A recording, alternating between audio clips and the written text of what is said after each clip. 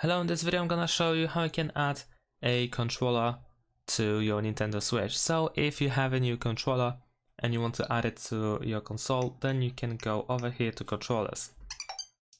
Once you do that, over here you have the option to search for controllers. So if we go over here, now the Nintendo Switch will start to look for a new controller or new controllers, and then over here they will be detected. If not, then you can go over here at the bottom. You have if controllers can't be found.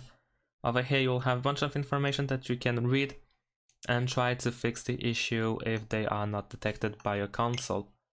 For instance, it can be due to the controllers being too far from the console, or the battery being so low, or they are not paired to a console, or are paired to a different console.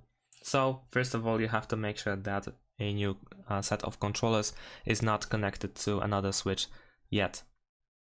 And that's pretty much it. Thanks for watching, leave a like and subscribe to my channel, and see you in my next videos. Bye!